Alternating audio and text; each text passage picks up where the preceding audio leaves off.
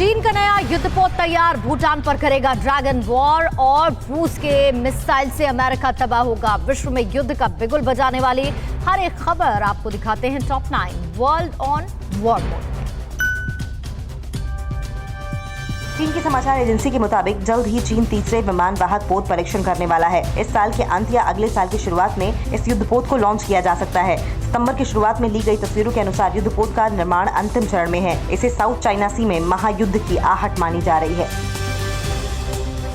America और Taiwan से मिल रही धमकियों के बीच चीन के सैनिकों ने ऊंचाई से समंदर में उतरने का अभ्यास किया है। चीन के नेवल एविएशन विश्वविद्यालय ने इस अभ्यास का आयोजन किया, जिसमें समंदर में जीवन रक्षक प्रणाली के साथ ऊंचाई से समंदर में उतरते दिखे। युद्ध के हालात में फ्रंट लाइन पर जवानों को उतारने में यह अभ्यास मदद करेगा।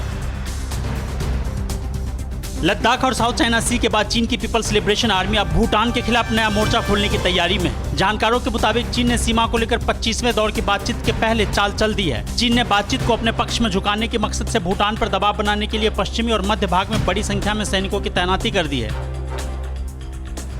यूरोपीय देशों को मनाने की चीन की कवायद फेल हो चुकी है। दरअसल कोरोना की वजह से पूरा यूरोप चीन से इस समय खफा है। कोई भी देश यूरोप को इस समय बखसने के मूड में नहीं है। ऐसे में अमेरिका और भारत के साथ साथ चीन को यूरोप से भी हमले की आशंका सताई जा रही है।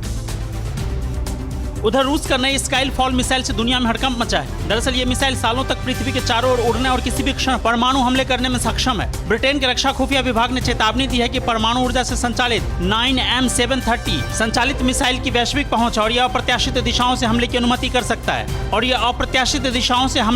है। अमेरिका के लिए यह मिसाइल एक बड़ा खतरा है। इधर चीन ने जापान से संबंध सुधारने की बात कही है, लेकिन चीन की संप्रभुता और विवादित मुद्दे मसलन डियायू द्वीप, हांगकांग और ताइवान मसले पर किसी भी तरह की बात करने से इनकार किया है। माना जा रहा है कि जापान के नए प्रधानमंत्री भी आबे की डिप्लोमेसी को ही आगे बढ़ाएंगे। ऐसे में चीन से रिश्ते सुधारना इतना आसान नहीं है।